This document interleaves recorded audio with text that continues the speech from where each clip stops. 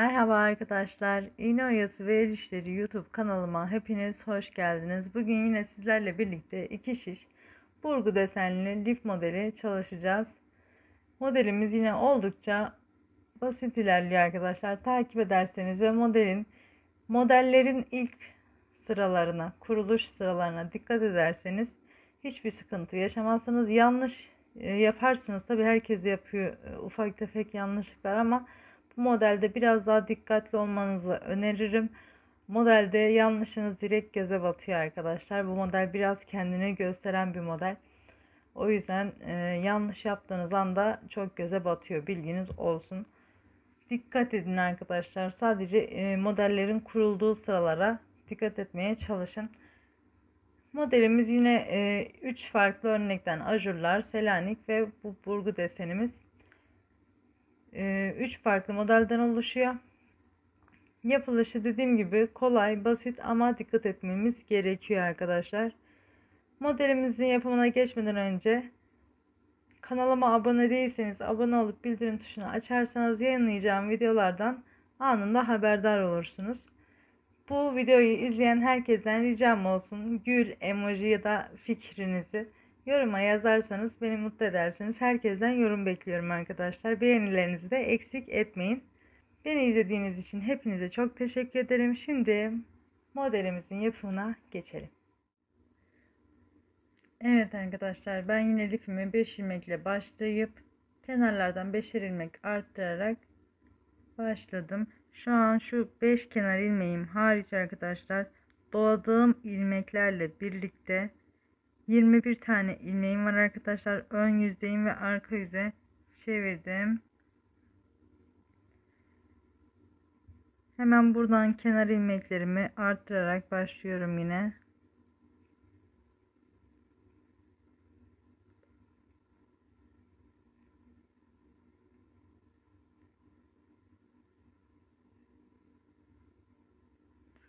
Beş kenar ilmeğimi örüyorum hemen.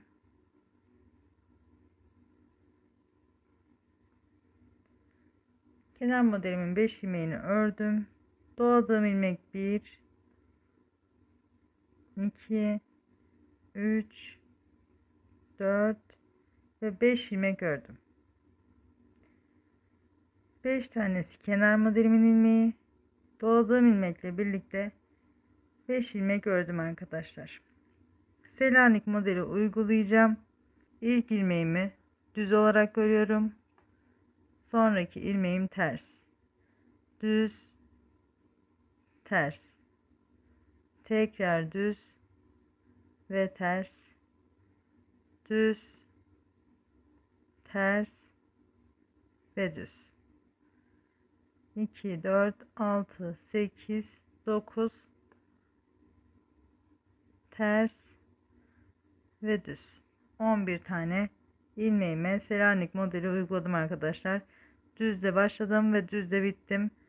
Düz ters düz ters olacak şekilde 11 ilmek ördüm arkadaşlar.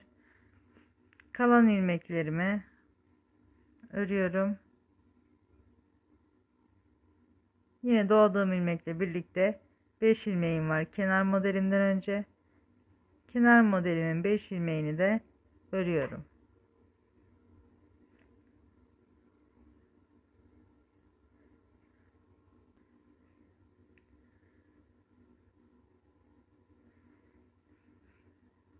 Tekrar ön yüze geçtim ve kenar modelimi örüyorum.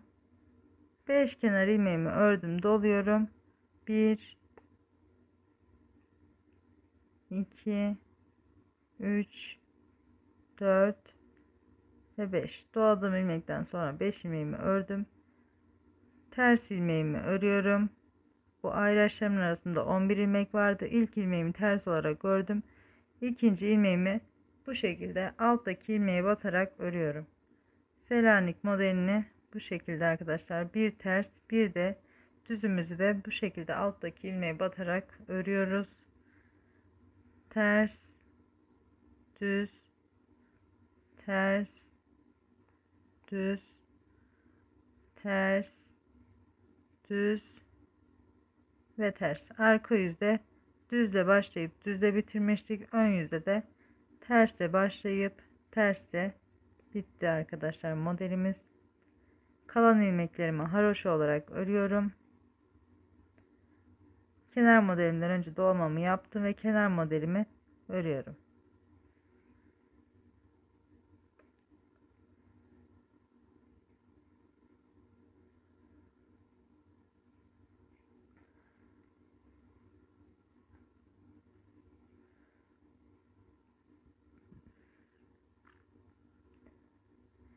Arka yüze geçtim. Kenar modelimin 5 ilmeğini örüyorum. Yine ayracıma kadar bütün ilmeklerimi örüyorum.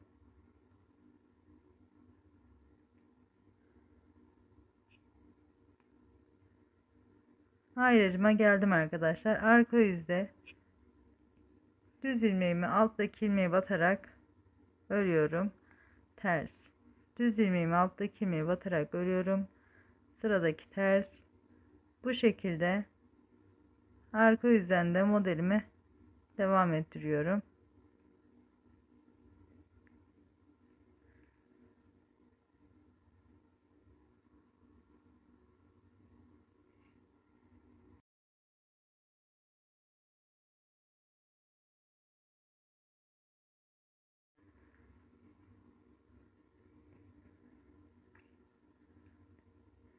Arka yüzden de yine modelimi kurdum.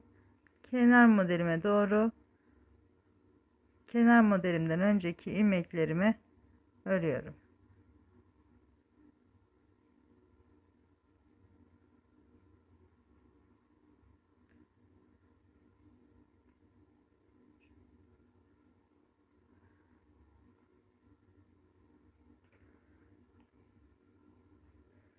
Tekrar ön yüze geçtim arkadaşlar. Bu arada buradaki kenar modelimi arkadaşlar 4 sırada bir kesiyorum. Tekrar ön yüzdeyim. Aynı şekilde modelimizi birkaç sıra devam ettirelim arkadaşlar. 5 kenar ilmeğimi ördüm, doluyorum. Ayraçlarıma kadar olan kısmı yine haroşa olarak örüyorum.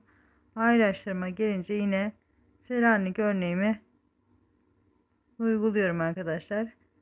Dediğim gibi bu ayırdığımız 11 ilmeğe yine aynı şekilde Selanik örneğimizi ilerletelim.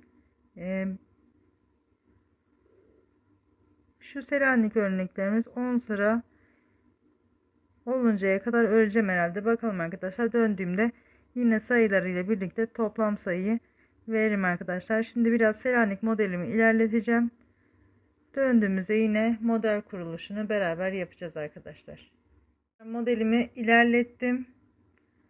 Modeli kurduğum sırada doladığım ilmekle birlikte toplamda 21 tane ilmeğimiz vardı. Şu anda Selanik modelimin sağında 15, solunda 15 ilmeğim var. Kenar modellerimi saymıyorum. Sağında 15, solunda 15, orta kısımda da 11 ilmek olmak üzere toplamda şu an şişimde kenar ilmeklerim hariç 41 tane ilmeğim var. Burada hemen modelimize geçiyoruz. Yine kenar ilmeklerimi hemen eksiltiyorum. 4 sırada bir eksiltiyorum ben bu arada. Bilginiz olsun. Aynı sırada ilerlemiyorsak belki siz 5 sırada bir kestiğiniz içindir. Tekrar etmekte fayda görüyorum. Bazen karıştırıyorsunuz. Kenar modelimi ördükten sonra doluyorum. 1 2 3 4 5 6 7 8 9 10 11 12 ve 13 ilmek ördüm. 2 ilmeği birlikte örerek kesiyorum. Şu ayracımı çıkaracağım.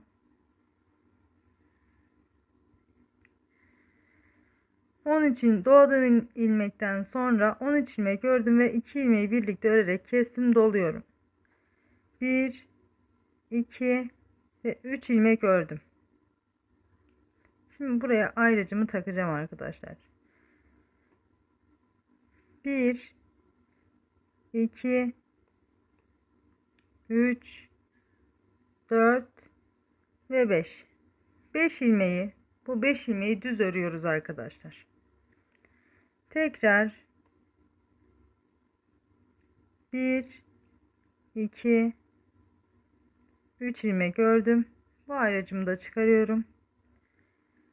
3 ilmek ördükten sonra doluyorum ve 2 ilmeği birlikte örerek kesiyorum. Ne yaptık arkadaşlar? Tekrar edelim. Doladığım kenar modelimden sonra doladığım ilmekten sonra toplamda 13 ilmek ördüm. 13 ilmekten sonra bir kesme yaptım. Toplamda 14 ilmeğimiz olmuş oldu. Kestiğim ilmekten sonra doladım ve 3 ilmek haroşa ördüm arkadaşlar. Bu ortada 5 tane ilmeğimi düz örüyorum. Daha sonra yine 3 ilmek ördüm, doladım ve tekrar 2 ilmeği birlikte örerek kestim. Kestiğim ilmekle birlikte 2, 3, 4, 5, 6, 7, 8, 9, 10, 11, 12, 13 ve yine bu tarafta da sol kısımda da 14 tane ilmeğim olmuş oldu. Doladım ve kenar ilmeklerimi örüyorum.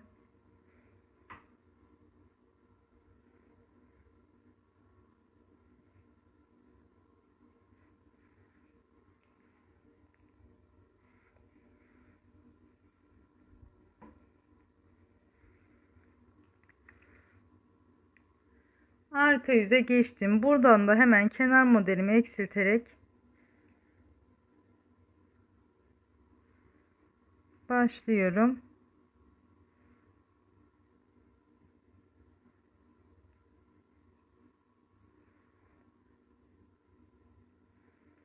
Kenar modelimi eksilttim arkadaşlar. Bütün ilmeklerimi haroşa olarak örüyorum. Sadece bu ayraçlarla ayırdığım Selanik modelimin orta kısmındaki 5 ilmeği arka yüzden ters öreceğim.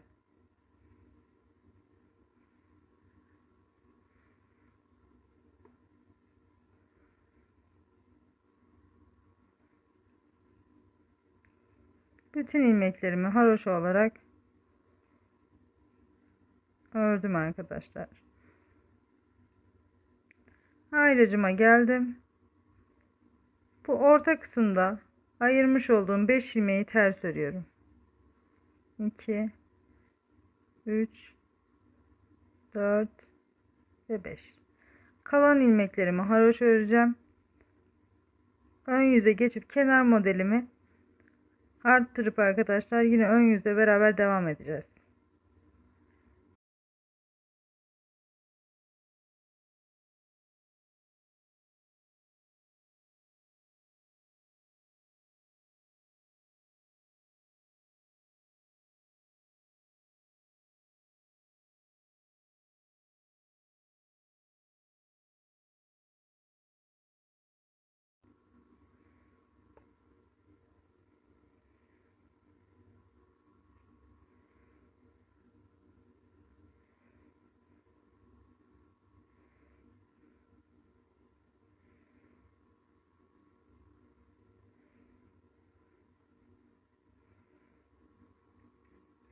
Ön yüzdeyim arkadaşlar. Kenar ilmeğimi arttırarak 5'e tamamladım. Doladım. Ve yine 13 ilmek örüyorum. 3, 4, 5, 6, 7, 8, 9, 10, 11, 12, 13. 13 ilmek ördüm.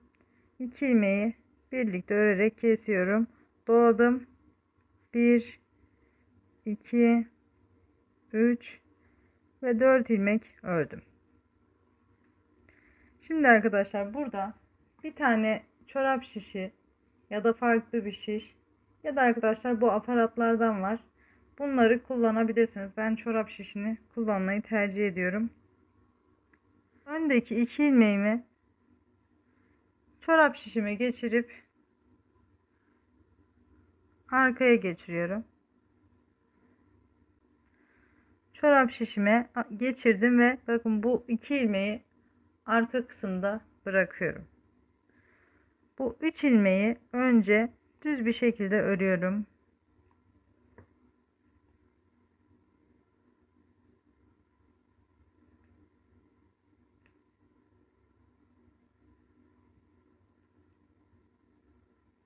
Üç ilmeğimi ördüm. Şimdi bu şişimdeki arka tarafa bırakmış olduğum 2 ilmeği de düz olarak örüyorum.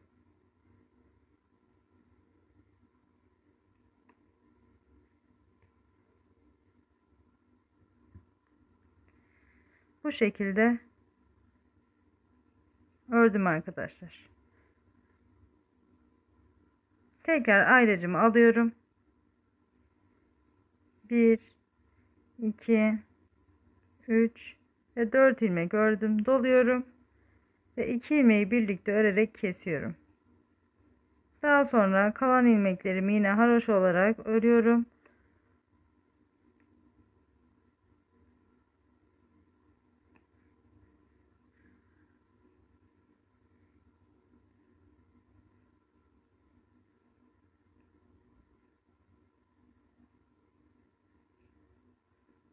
Doluyorum ve kenar ilmeklerimin 2 ilmeğini, kenar modelimin 2 ilmeğini ördüm. Şu anda modelim bu şekilde. Arka yüze geçiyorum ve kenar modelimi arttırarak 5'e tamamlıyorum.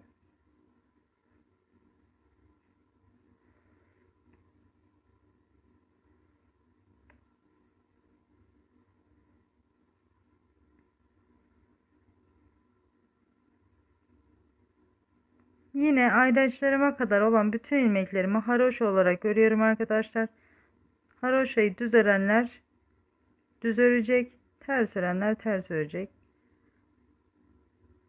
Sadece ayraçlarımın arasındaki 5 ilmeğimi arka yüzden ters örüyorum. Ön yüzde düz düşmesini istediğimiz için arkadaşlar.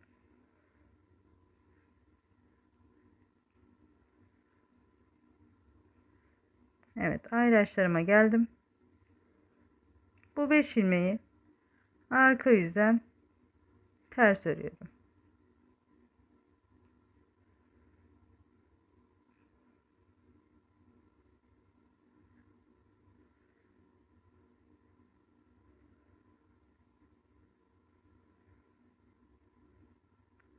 Kalan ilmeklerimi yine haroşa olarak devam edeceğim. Tekrar ön yüzle beraber devam edelim arkadaşlar.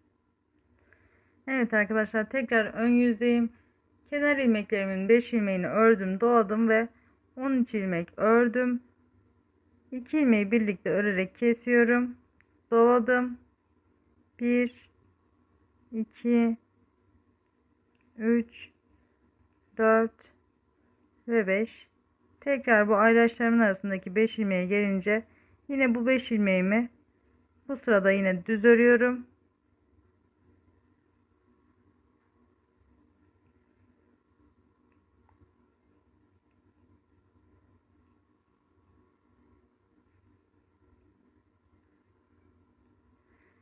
Tekrar buradan da yine 5 ilmek öreceğim.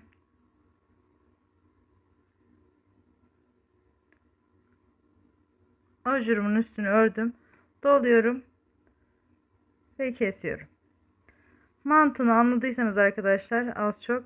Şimdi yine buradaki ilmeklerimi haroşa olarak öreceğim. Arka yüze geçip yine bu orta kısımda ayırmış olduğumuz 5 ilmeği arka yüzden ters örüp tekrar ön yüze gelince devam edelim arkadaşlar. Evet arkadaşlar, tekrar ön yüzdeyim. 5 kenar ilmeğimi ördüm, doladım ve doladığım ilmekten sonra 13 ilmeği haroşa olarak örüp geldim. Sıradaki 2 ilmeği birlikte örerek kesiyorum. Doladım. 1 2 3 4 5 ve 6 ilmek ördüm. Yine bu orta kısımda arkadaşlar şu baştaki 2 ilmeğimi çorap şişimi alıyorum ben ve arka tarafa geçiriyorum. Çorap şişiyle yaparsanız bu şekilde benim gibi yapabilirsiniz. 3 ilmeğimi kalan, bakın arka şişimde, yani sol şişimde kalan 3 ilmeği önce örüyorum. 1 2 3 ilmeği ördüm. Daha sonra şişimde arka tarafa bırakmış olduğum bu 2 ilmeği de örüyorum.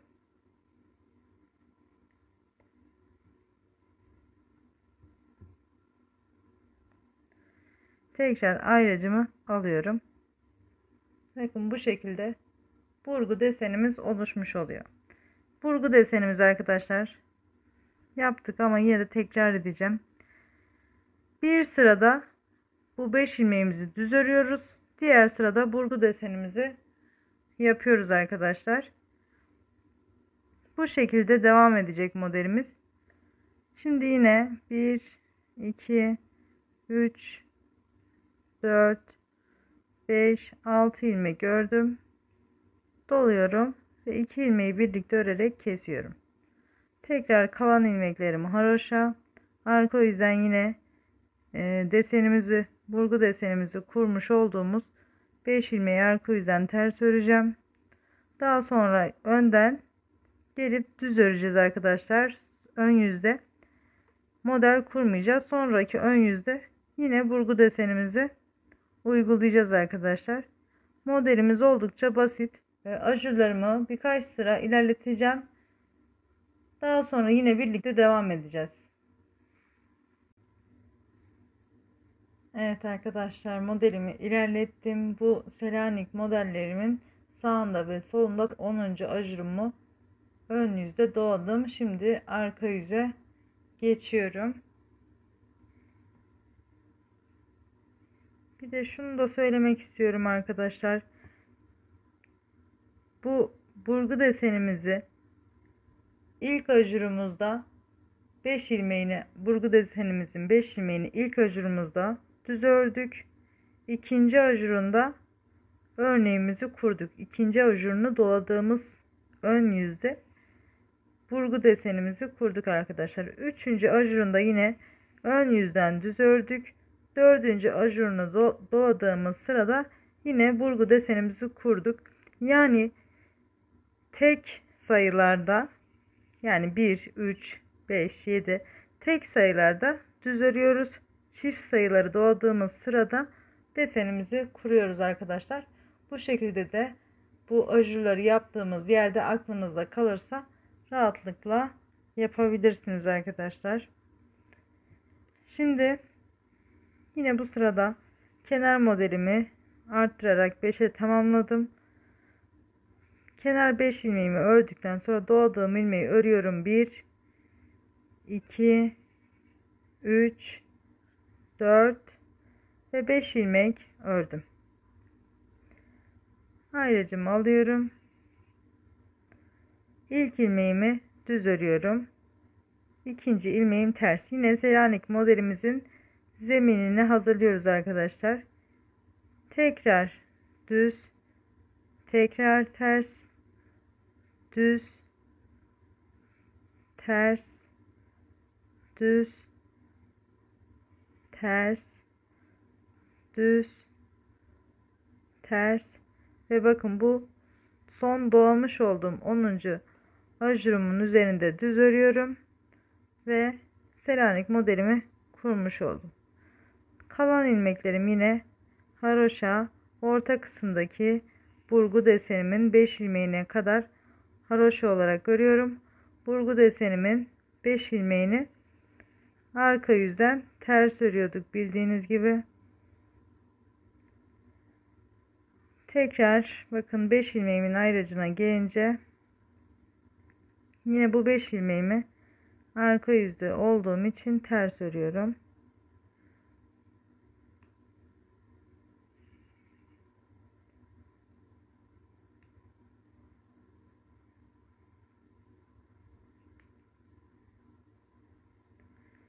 Beş ilmeğimi ördüm, yine ayracımı alıyorum.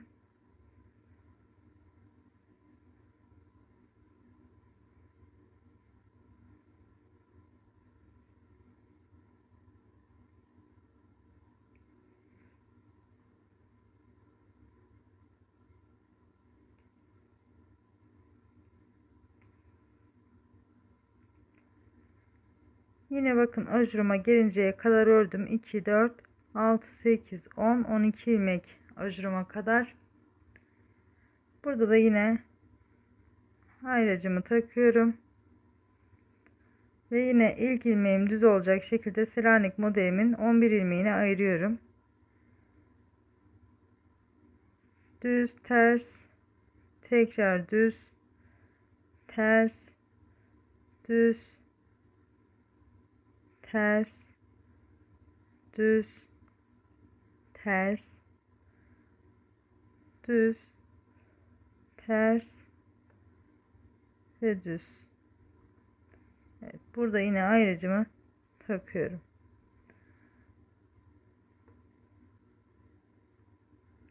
Kalan ilmeklerim haroşa. Tekrar ön yüze geçip Selanik modelimizi, ikinci modelimizi kuracağız arkadaşlar.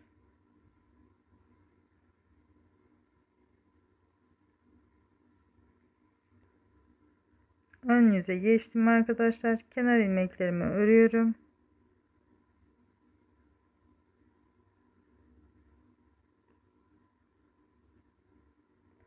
Beş ilmeğimi ördüm, doluyorum.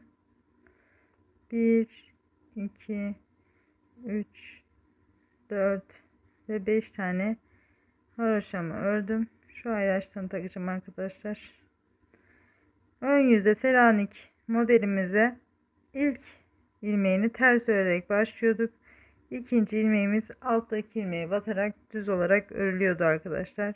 Bu şekilde bir ters, bir ilmek alttaki ilmeğe batarak düz, bir ters, alttaki ilmeğe batarak düz, ters, alttaki ilmeğe batarak düz, tekrar ters, alttaki ilmeğe batarak düz ve son ilmeğimde yine ön yüzden ters. Tekrar ayracımı alıyorum. Yine 5 ilmeğime kadar, burgu desenimin olduğu 5 ilmeğe kadar haroşa örüyorum.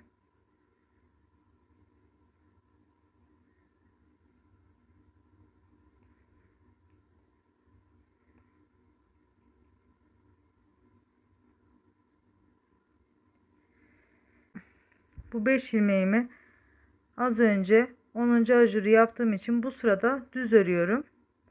Ajurlarımız yok ama modelimizi takip ediyoruz arkadaşlar. Bu sırada sadece düz örüyorum. Arka yüzü örüp tekrar ön yüze geldiğim zaman yine burada burgu desenimizi aynı şekilde yapacağız arkadaşlar. Yine 2 ilmeğimizi arkaya bırakarak önce geride kalan 3 ilmeğimi örüp daha sonra bu öndeki 2 ilmeği öreceğiz arkadaşlar. Şimdi yine aradaki ilmeklerimi örüyorum.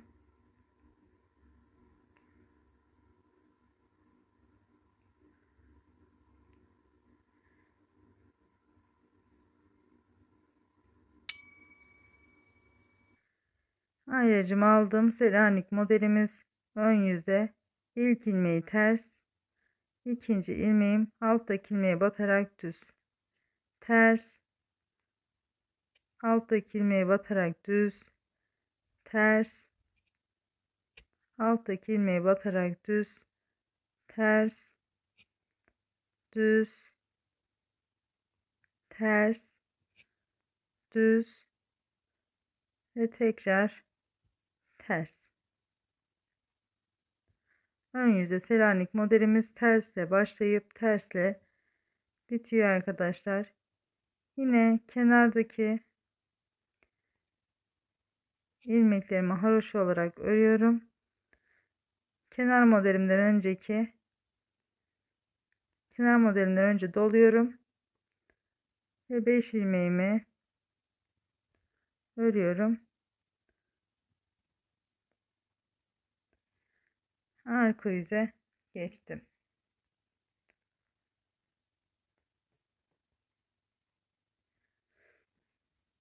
Arka yüze geçtim. Kenar modelimi örüyorum.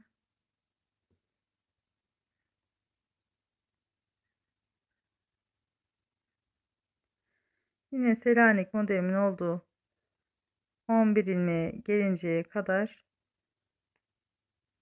haroşa olarak ördüm. Selanik modelimin ilk ilmeğini alttaki ilmeğe batarak düz örüyorum. Arka yüzü düzle başlayıp düzle bitiriyoruz.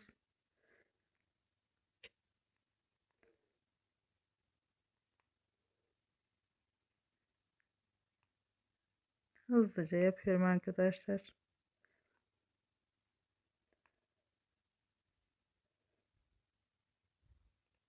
Son ilmeğimde alttaki ilmeğe batarak düz.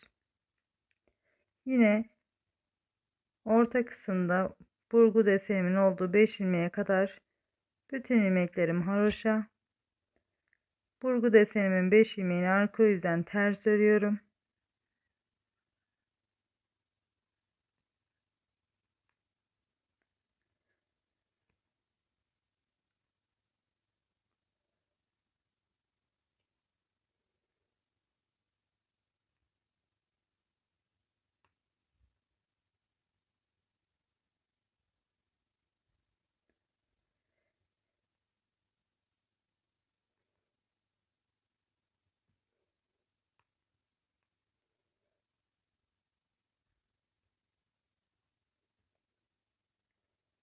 Yine Selanik modelimin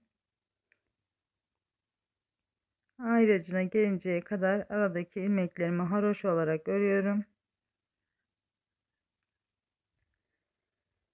Burada eksiltme olmadığı için sayımız Selanik modeline kadar aynı ilerliyor arkadaşlar. 2, 4, 6, 8, 10, 12 yine. Tekrar Selanik modelimin ilk ilmeği alttaki ilmeğe batarak düz. Sıradaki ilmeğim ters. Yine hızlıca yapıyorum arkadaşlar.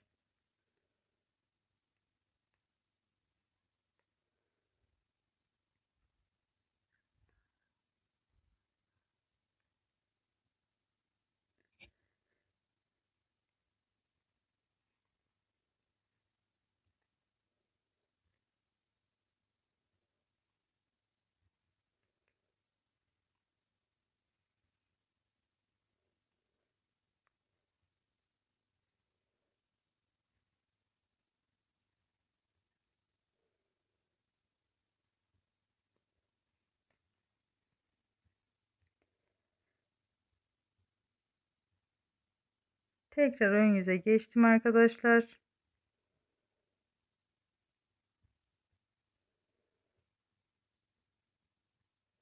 Kenar modelimi ördüm, doluyorum.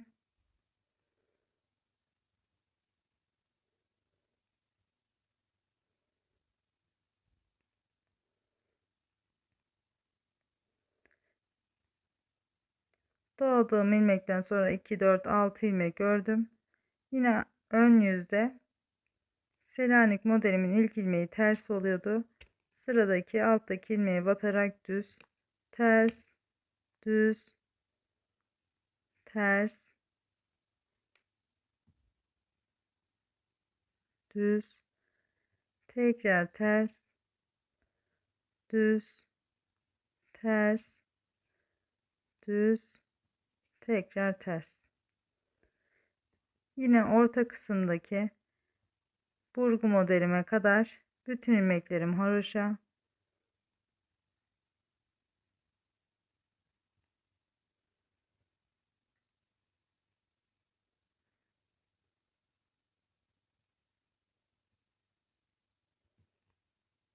Evet, modelimize geldik. Yine bu iki ilmeğimi çorap şişime alıyorum ben ve arkaya doğru bıraktım arkadaşlar. Bu üç ilmeğimi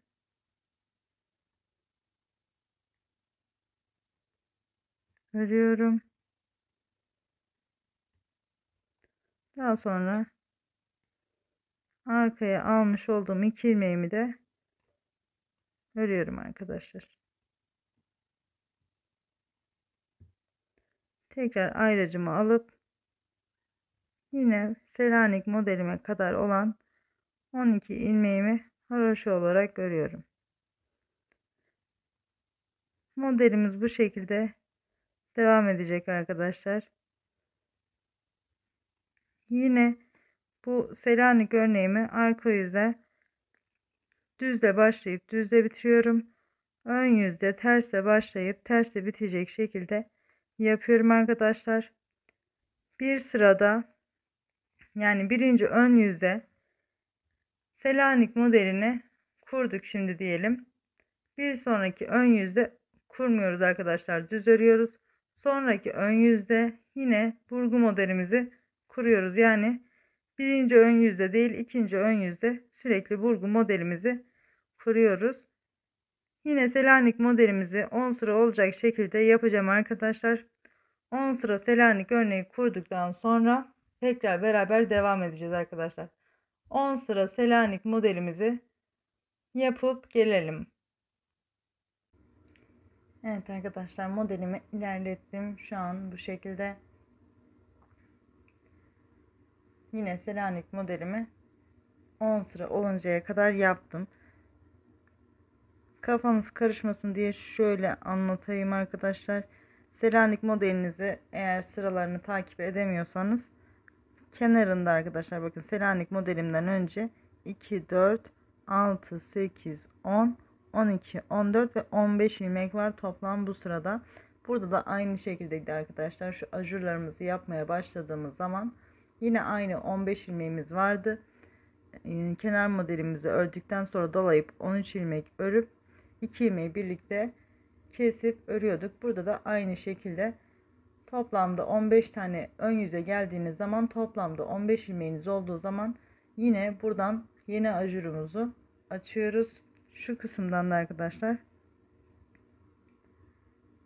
bu orta kısımdan da ajurumuz kapanacak arkadaşlar. Toplamda şuradan, yani bu Selanik modelimizin sağından ve solundan, yine buradaki Selanik modelimizin de sağından ve solundan aynı şekilde ajurlar yapacağız arkadaşlar. Yaparken daha iyi anlayacaksınız. Kenar modelimi 2'ye düşürdüm. Bu sırada doluyorum ve yine 13 ilmek örüyorum. 3, 4, 5, 6, 7, 8, 9, 10, 11, 12 ve 13. 13 ilmek ördüm. Pardon, 2 ilmeği birlikte örerek kesiyorum. 13 ilmek ördüm ve 2 ilmeği birlikte örerek kestim. Doluyorum. 1, 2 ve 3 ilmek örüyorum. Tekrar buraya ben ayrıcımı takıyorum bu örgülerim için. 5 ilmek düz örüyorum. 1, 2, 3, 4 ve 5.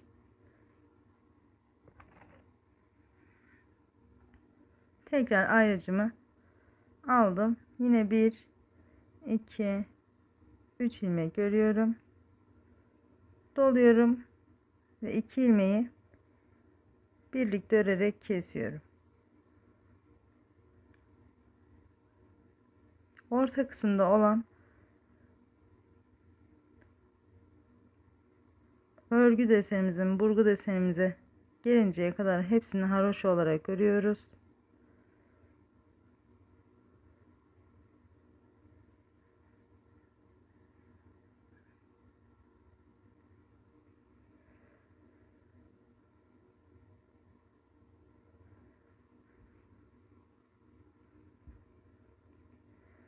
Bu orta kısımda az önceki sırada burgu desenimi kurmuştum.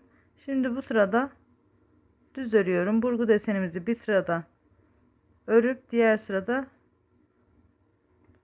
5 ilmeğimizi düz örüyoruz arkadaşlar. Yani model 2 sırada bir uygulanıyor. Bu sırada düz örüyoruz. Daha sonra yine Selanik modelime kadar haroşa olarak örüyorum. Modelimden önceki 2 ilmeği birlikte örüp keseceğim ve yine buradan da sağa doğru ajurlar başlatacağız.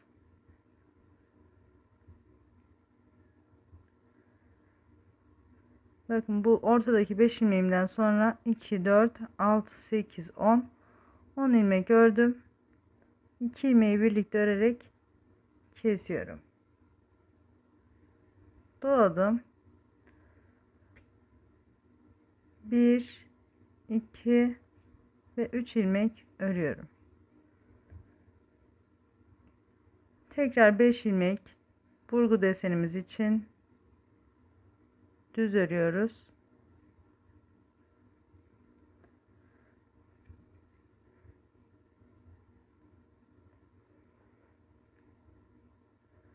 Üç ilmeğimi yine örüyorum.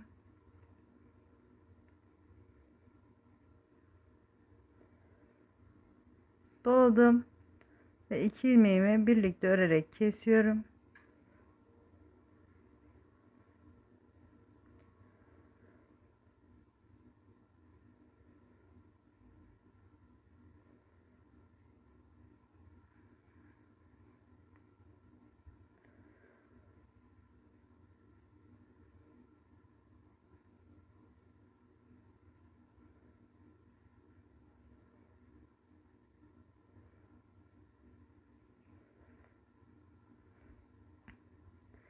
Yine burada da doladığım ilmekten sonra toplamda 2 4 6 8 10 12 ve 14 ilmeğim var arkadaşlar. Doluyorum ve kenar modelimin 5 ilmeğini örüyorum.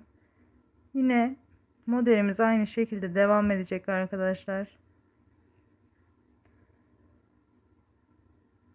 Şimdi bu Selanik modelimizin sağından ve solundan açmış olduğumuz ajurlarımızı ilerletelim arkadaşlar. Modelimiz oldukça basit. Yani şuraya kadar mantığı hep aynı ilerlediği için fazla kafanızın karışacağını sanmıyorum. Dediğim gibi şuradaki ajurlarımızı devam ettirelim. Daha sonra buradaki ajurlarımızı arttıktan sonra bir Selanik modeli buraya gelecek arkadaşlar. Buradaki Selanik modelimizin üzerine denk gelecek. Birer tane de yanlarda olacak. Şimdi 1 ile başlamıştık Selanik örneğimize, 2 oldu ve 3. Selanik örneğinde kuruluşunu beraber yapalım. Daha sonra lifinizi büyütmek istediğiniz yere kadar getireceksiniz ve lifimizin yarısından devam edeceğiz arkadaşlar. Dediğim gibi şimdi bu ajurlarımızı şurada yapmış olduğumuz gibi ilerletelim. Tekrar beraber devam edeceğiz. Evet arkadaşlar, ben yine 2 tane Selanik örneğimin sağ ve sol kısmından her ikisinden de 10'ar tane ajurum oluncaya kadar devam ettirdim. Orta kısmında burgu desenimiz devam ediyor. Örneğimiz iyice meydana çıktı arkadaşlar. Modelimiz bu şekilde. Şimdi arkadaşlar 10. ajurumu doladım ve arka yüze geçtim.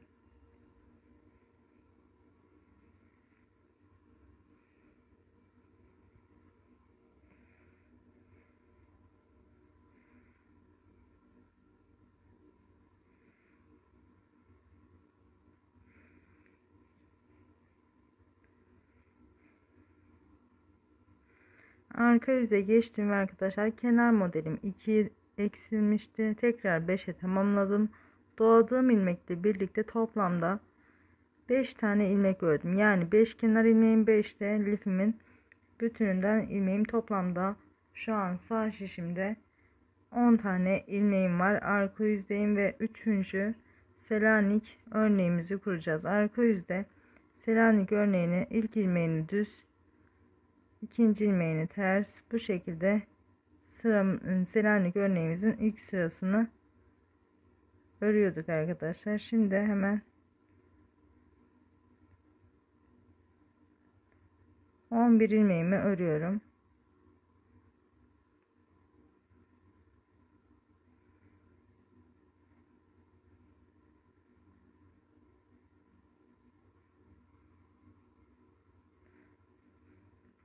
Birinci ilmeğim ön yüzde doladığım 10.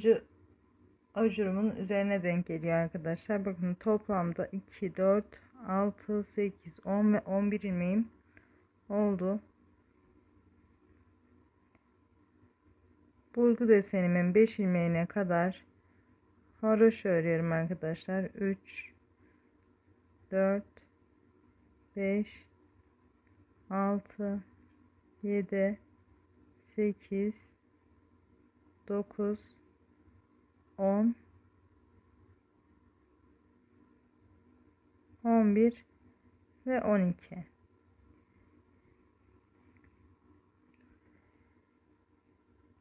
Bu 5 desenimin, yani burgu desenimin 5 ilmeğini arka yüzden ters örüyorduk.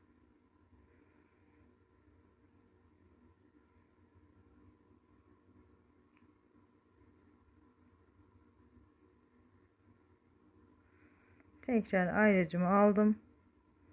Yine buradan da 1 2 3 4 5 6 7 8 9 10 11 ve 12 ilmek örüyorum. Ayracımı aldım. Evet arkadaşlar, burgu desenimden sonra 12 ilmek haroşa ördüm. Arka yüzdeyiz. Şunu anlatayım arkadaşlar. Selanik modelimizi, bir Selanik modeli kurduk. Daha sonra 10 sıra ajur yaparak burgu desenimizi de ilerleterek ikinci Selanik modelini de kurduk. Şimdi arkadaşlar, burada yeni modelimizi kurarken 3 tane Selanik modelimiz olacak. Biri sol tarafta, biri sağ tarafta ve bir de arkadaşlar bakın, buradaki burgu desenimiz burada bitiyor. Şimdi bu ayraçlarımı çıkaracağım ve burada bu Selanik modelimle aynı ilmeklerle arkadaşlar, aynı hizada olması gerekiyor. Aynı ilmeklerle bunun üzerine denk gelecek şekilde yine yeni bir Selanik modeli daha kuracağız ve toplamda 3 tane Selanik modelimiz olacak. Şimdi dediğim gibi buradaki burgu desenimiz devam ediyor. Şuradaki burgu desenini sonlandırıyoruz arkadaşlar. Bu sırada 12 ilmek burgu desenimden sonra ördüm.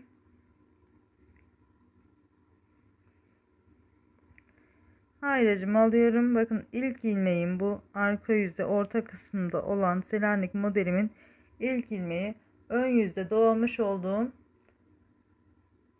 şu orta kısımdan gelen ajurumun ilmeği arkadaşlar. Bakın, bu şekilde ajurumu düz ördüm. Sıradaki ilmeği ters örüyorum. Tekrar sıradaki düz. Bakın, bu burgu desenimin 5 ilmeğini de ilk ilmeği ters oluyor. Düz. Tekrar ters. Tekrar düz.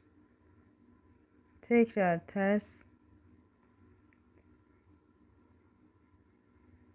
Düz. Ters. Ve bakın, Selanik modelimin yani 11. ilmeğimizde yine bu orta kısımdaki ikinci ajurumun, yani şu şekilde üçgen ajurumun yine ön yüzü dolamış olduğum 10. ajurun son ilmeğini de arkadaşlar Selanik modelimin 11. ilmeği olarak ördüm. Yani bu orta kısımdaki Selanik modelimiz ortadaki ajurlarımızın ilk ilmekleriyle başlayıp bitiyor arkadaşlar. Bunu unutmayın. Daha sonra yine 12 ilmek haroşa örüyorum.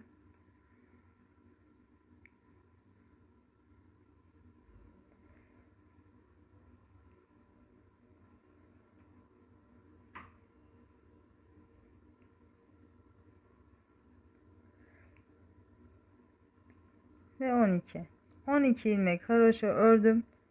Burgu desenimiz bu kısımdaki devam ediyor. 5 ilmeğin arka yüzden ters örüyorum.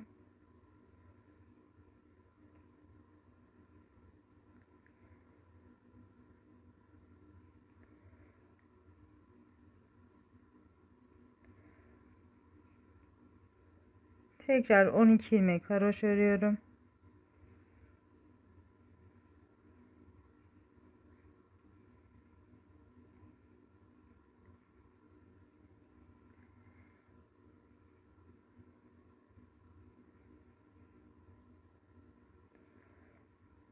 2, 4, 6, 8, 10, 12. 12 ilmek haroşa ördüm. Yine buradaki ilk ajurumada arkadaşlar. Yine buradaki ajurumada Selanik modeli uygulayacağım arkadaşlar. İlk ilmeğim düz. Sıradaki ters, toplamda yine 11 ilmeğim olacak.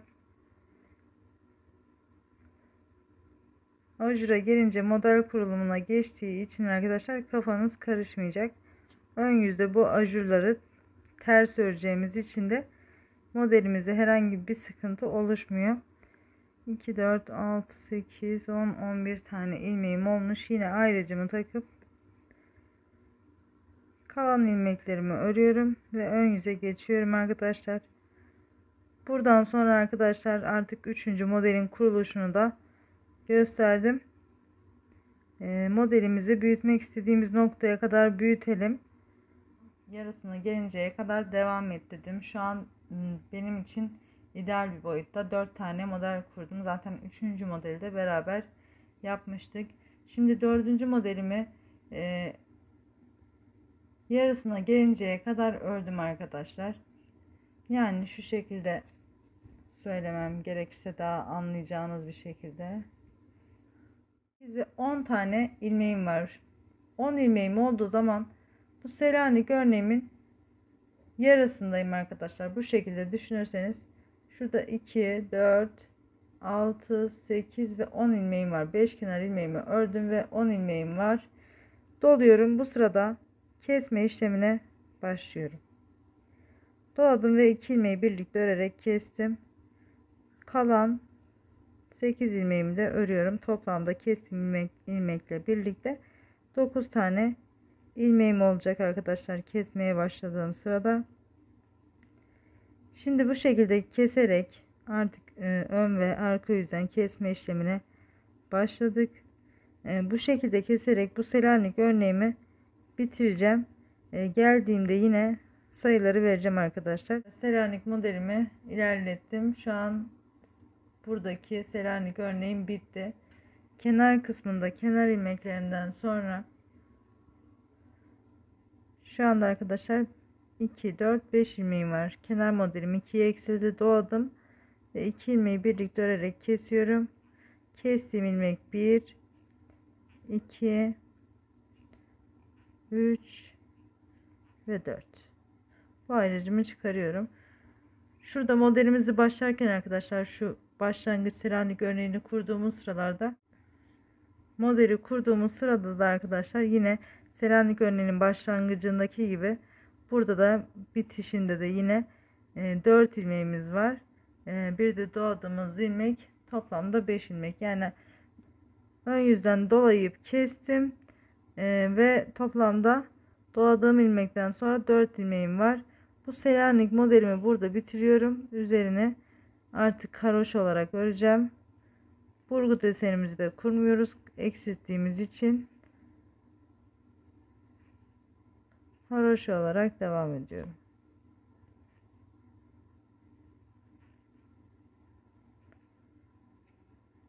Evet. 4 ilmeğim vardı. 11 ilmekte Selanik modelimin ilmeği toplamda 15 tane ilmeğim olmuş oldu arkadaşlar. Şu kısımda hatırlarsanız sürekli 15 ilmeğimiz devam ediyordu. Şu şekilde kısaca bir anlatayım. Şimdi normalde arkadaşlar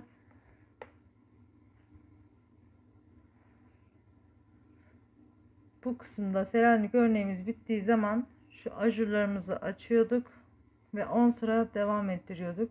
Lifimiz eksildiği için sağ kısmından olan ajurları iptal ediyoruz arkadaşlar. Sadece bakın şu şekilde Selanik örneğimizin sol kısmından olan ajurumuzu yapacağız. Dediğim gibi şimdi bunun sağ kısmındaki ajurları iptal ediyoruz. Sol kısmından açıyoruz. Bunun yine ikisinden devam ediyor. Sağından ve solundan ajurlarımız açılıyor. Tekrar bu modelimizde de sağ ve solundan açılıyor. Sondaki modelimizde de modelimizden önce olan ajurlarımız açılıyor. Yine son kısımdaki ajurlarımız iptal oluyor arkadaşlar. Şimdi kenar modelimden sonra toplamda kestiğim ilmekle birlikte 15 ilmeğim var. Doluyorum. 2 ilmeği birlikte örerek kesiyorum. Yine kenar burgu desenime kadar haroşa olarak devam ediyorum. Burgu desenimiz az önceki ön yüzde, yani bir önceki ön yüzde burgu desenini tekrar yapmıştım. Şimdi bu sırada düz örüyoruz. Bu sırada diğer orta kısmındaki iki Selanik örneğimin üzerine de burgu deseni açılacağı için hepsi aynı anda ilerliyor arkadaşlar. Burgu desenlerimizin de Selanik desenlerimizin de.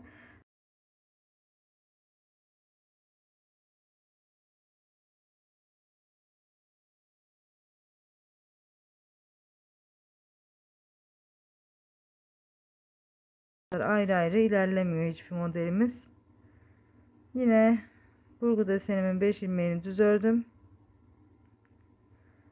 Tekrar Selanik örneğimden önceki 2 ilmeğe kadar haroşa olarak örüyorum.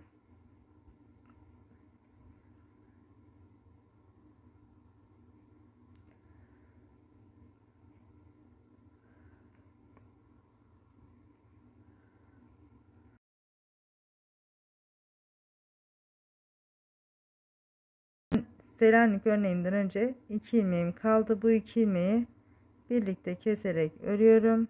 Doladım. Bu ayracımı çıkarıyorum. 1 2 3 ilmek ördüm. Ayracımı takıyorum. Burada 5 ilmeğe burgu deseni uygulayacağım için 5 ilmeği düz örüyorum.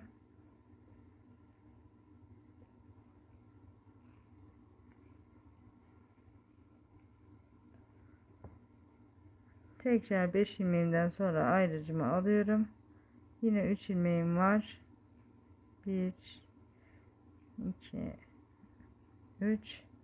Tekrar bu ayracımı da çıkarıyorum. 3 ilmeğimden sonra doluyorum. 2 ilmeği birlikte keserek örüyorum. Tekrar burgu desenime kadar haroşa 5 ilmeğimi düz örüyorum. Kalan ilmeklerim yine Selanik örneğinden önceki 2 ilmeğe kadar haroşa, daha sonra yine kesip doluyorum ve yine Selanik modelimin üzerine 5 ilmek burgu desenim için ayırıyorum arkadaşlar. Şimdi bu şekilde kesme işlemiyle birlikte arkadaşlar yine modelimi devam ettireceğim. Ajurlarımız 10 tane oluncaya kadar devam edeceğiz. Ajurlarımız 10 tane olunca tekrar eksilirken, şimdi 4 tane Selanik örneğimiz vardı. Ajurlarımız 10 tane olunca yine burada olduğu gibi 3 tane Selanik örneğini kuracağız arkadaşlar. Modelimizi şu kısımlardan 10'ar tane ajurumuz oluncaya kadar devam ettirelim. Daha sonra yine birlikte devam edeceğiz. Buradan arkadaşlar yine dediğim gibi şu Selanik örneğinden önceki 2 ilmeği kesip doluyorum. 3 ilmek örüp 5 ilmek burgu desenim için ayırıyorum. Tekrar yine buradan 3 ilmek ördükten sonra dolayıp kesiyorum. Yine burgu desenime kadar haroşa örüyorum. 5 ilmeğim düz. Tekrar Selanik örneğimden önceki 2 ilmeğe kadar haroşa örüp 2 ilmeği kesip dolayıp bu modelimin üzerine haroşa olarak örüyorum arkadaşlar ve sonunda 5 ilmeğimden önce 2 ilmeği kesip dolayıp daha sonra kenar modelimi örüyorum. Elimden geldiğince detaylı anlatmaya çalışıyorum arkadaşlar. Modelimiz de basit. Bu modelin kesimini anlatacağım ve daha sonra yani şu 10 ajur tamamlandıktan sonra Selanik örneğini kurup lifimi sonlandıracağım arkadaşlar. Bu şekilde arkadaşlar, şu an dediğim gibi aynı şekilde modelimizi devam ettirip 10 tane ajurumuz olunca tekrar gelip Selanik örneğimizi kuralım. Evet arkadaşlar, bakın ben 10 tane ajurum oluncaya kadar modelimi devam ettirdim. Şu anda son hali bu şekilde. Şimdi yine buradan Selanik modellerimizi kuracağız. Şu an ön yüzü bitirdim. 10. ajurumu doladım arkadaşlar. Ön yüz bitti. Şimdi yine burada 4 tane, tam orta kısımda 4 tane Selanik örneğim vardı. Buradan sonra sadece 1, 2 ve 3 tane Selanik örneği uygulayacağız. şu kısmı yapıyoruz yani.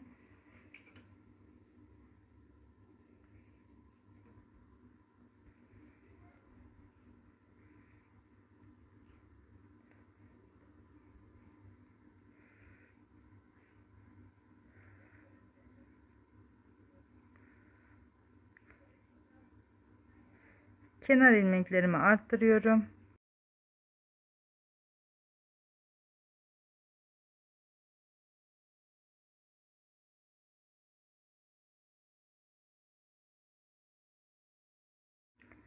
Kenar ilmeklerimi ördüm. Doladığım ilmeği örüyorum. 2 ilmeği birlikte örerek kesiyorum.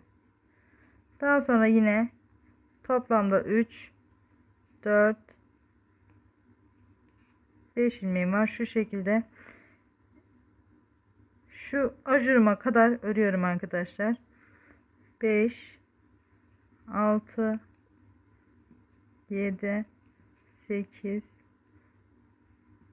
9, 10, 11, 12, 13, 14 ve 15.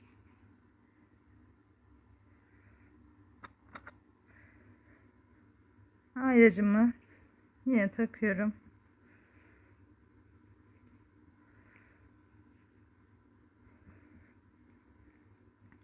Ayracımı aldım. Arka yüzden ilk ilmeğim düz. Bakın alttaki doladığım ilmeği, yani ön yüzde doladığım ilmek düz ilmeğim oluyor.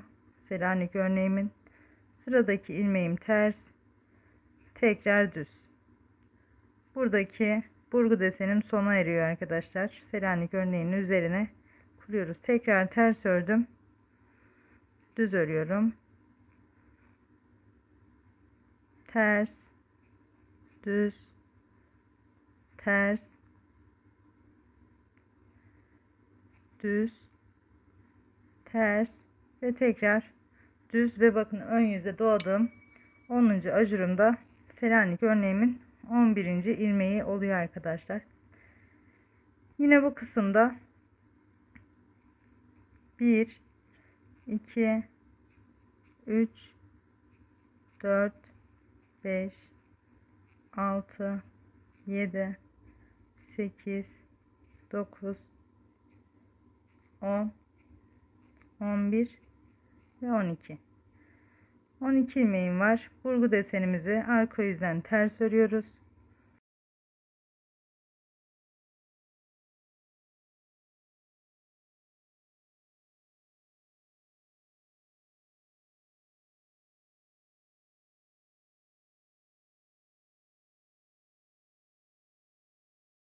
Burgu desenimin 5 ilmeğini arka yüzden ters ördüm. Yine 12 ilmek örüyorum. 1, 2,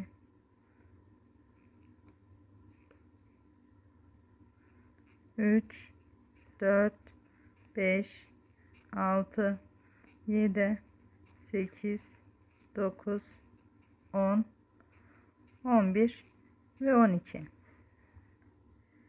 Yine ayracımı aldım. Ön yüzde dolamış oldum 10. ajurum yine Selanik örneğimin ilk ilmeği oluyor. Düz,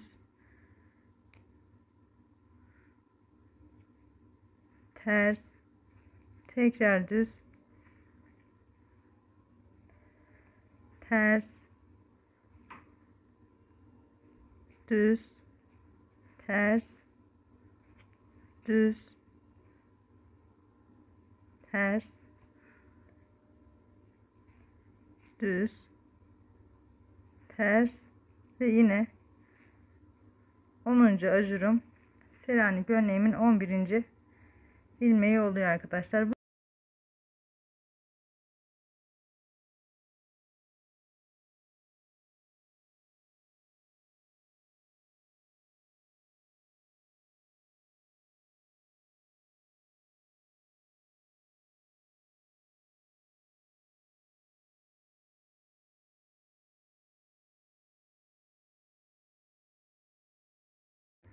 12 ilmek ördüm. 12 ilmek ördüm. Yine burgu desenimin 5 ilmeğini arka yüzden ters örüyorum.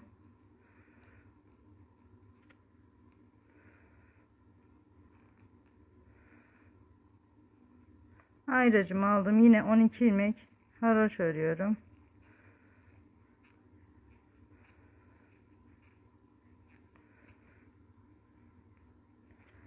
Yedi, 8, 9, 10, 11 ve 12. Yine bakın ajuruma geldim. Buradaki ajurumda 3. Selanik modelimin ilk ilmeği oluyor. Düz, ters, tekrar düz,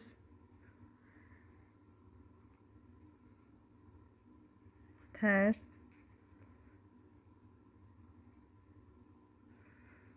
düz, ters,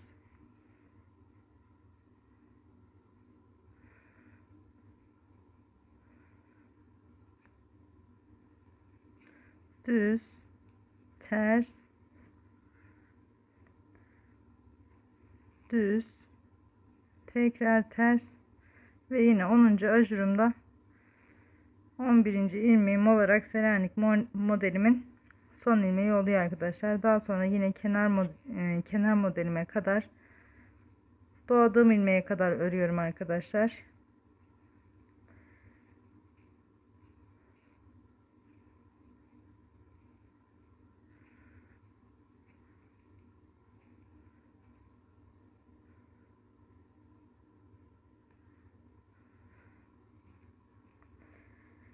İki, 4, 6, 8, 10, 12, 13.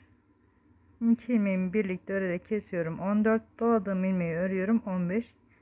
Kenar modelimin 5 ilmeğini örüyorum.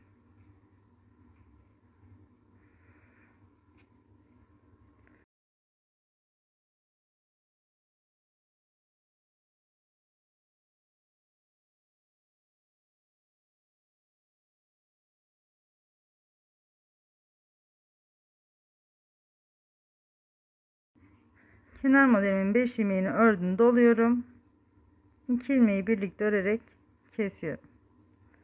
Yine Selanik modelimin olduğu 11 ilmeğe kadar benim ayraçlarım var. Ayracıma gelinceye kadar aynı şekilde haroşa olarak devam edeceğim.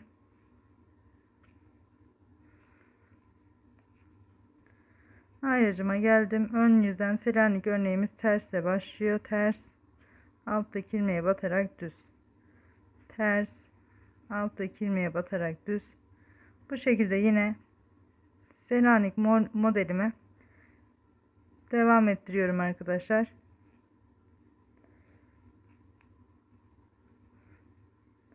Yine 10 sıra Selanik örneğimiz olana kadar devam edelim.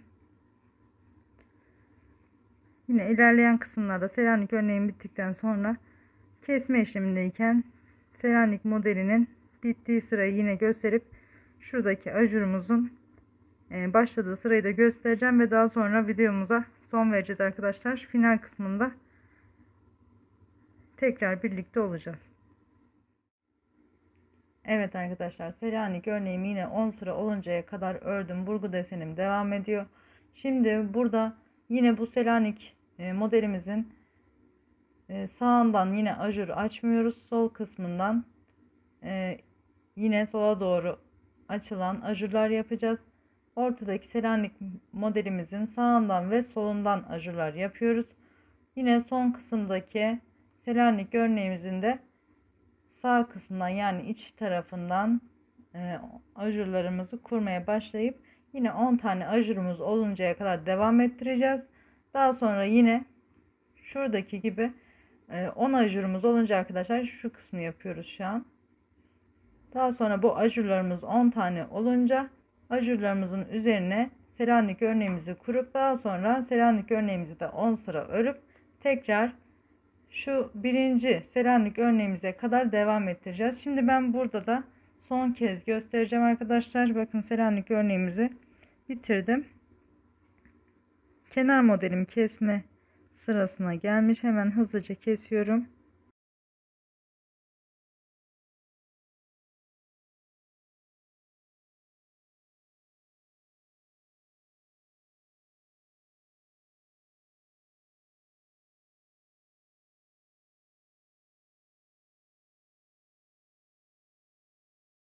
Kenar modelimden sonra doladım.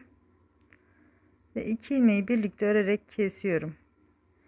Bakın kestiğim ilmek 1, 2, 3 ve 4 ilmeğim oluyor toplamda doladığım ilmekten sonra. Bu ayracımı çıkarıyorum. Bu Selanik örneğimin üzerine artık haroşa olarak öreceğim.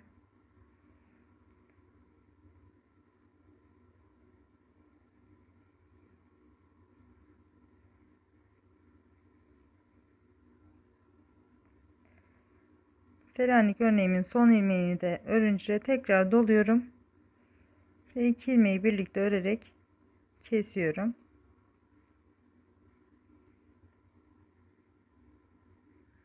1, 2, doladığım ilmekten sonra 3, 4, 5, 6, 7, 8, 9, 10, 11. Ajurlarımızı yaparken bu ara kısımdaki ilmeklerimiz eksiliyor.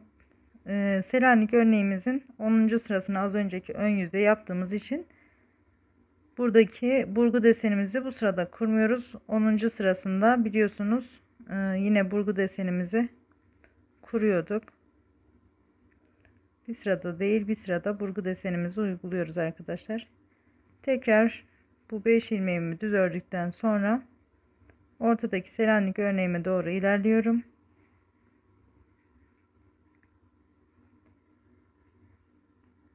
Yine Selanik örneğimden önceki 2 ilmeği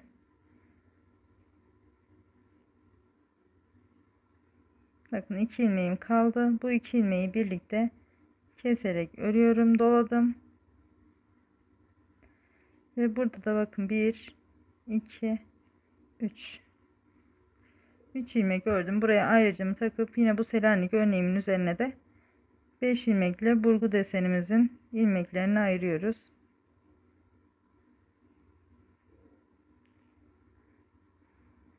Beş ilmeğimi ördüm.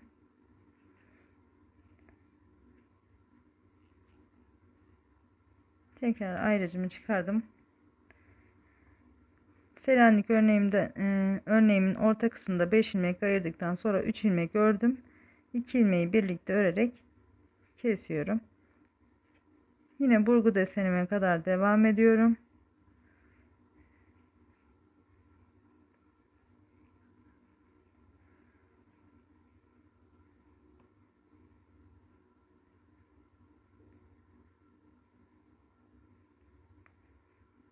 Tekrar burgu desenime geldim. Yine bu 5 ilmeğimi düz örüyorum.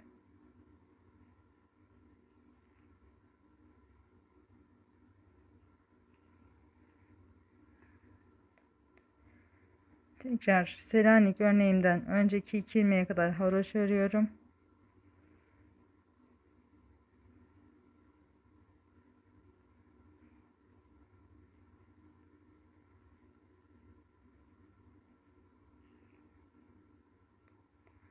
On ilmek ördüm. 2 ilmeği de birlikte örerek kesiyorum. 11 doladım. Bu ayracımı çıkarıyorum. Yine son kısma kadar bütün ilmeklerim haroşa.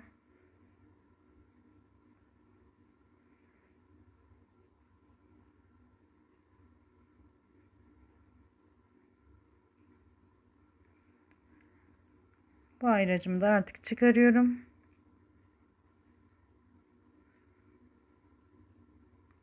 İki ilmeğimi bakın kenar ilmeğimin 5 ilmeğinden önce 2 ilmeğim var. Bu 2 ilmeği birlikte örerek kesiyorum, doladım.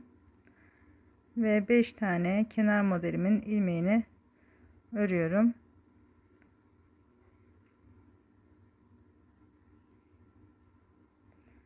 Evet, bu şekilde yine arka yüzde burgularımızın 5 ilmeği ters örülecek. Kalan kısımlar haroşa arkadaşlar.